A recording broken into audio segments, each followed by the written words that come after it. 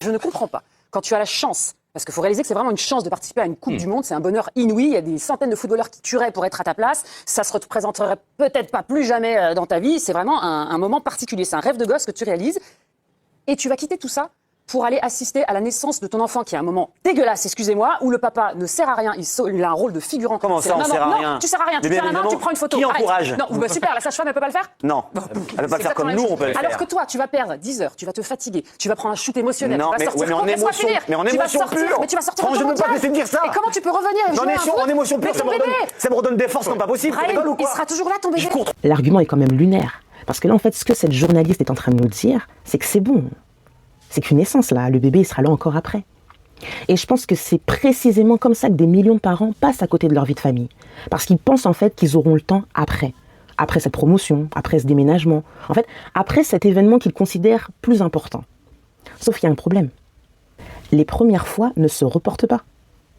Demandez par exemple à une mère qui a raté les premiers pas de son enfant parce qu'elle travaillait, si elle est consolée en se disant « Ah écoute, c'est pas grave, je le verrai marcher demain ». Bien sûr que non. Parce que c'est pas la marche en fait qui compte, c'est le moment. Et un moment manqué ne reviendra jamais.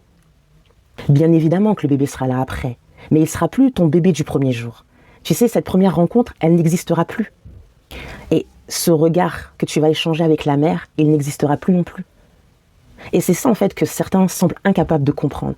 Et je trouve ça même assez réducteur de considérer que la présence du père n'est pas nécessaire lors de la naissance de son enfant. Excusez-moi, mais s'il y a bien une personne qui devrait être là, c'est bien celle qui a aidé à la conception de cet enfant, non? C'est son enfant, c'est sa famille, c'est son histoire. Et franchement, le plus troublant dans cette histoire, c'est même pas le football, c'est ce que ça révèle de notre société. Parce qu'on a tellement glorifié la performance, la carrière, le prestige, et même le divertissement, qu'on en arrive à minimiser l'un des moments les plus importants de la vie d'une famille. Et après, franchement, on va s'étonner de devoir se battre pour des congés parentaux. On doit encore continuer de se battre pour faire reconnaître l'importance de la présence auprès de ses enfants. Et même, tu sais, l'idée derrière cet argument de « ce sera là encore après », ça nous montre qu'on n'a toujours pas compris comment fonctionne cette vie, qu'on n'a pas le contrôle sur le temps. On avance en fait comme si demain nous était garanti, comme si les moments importants pouvaient attendre.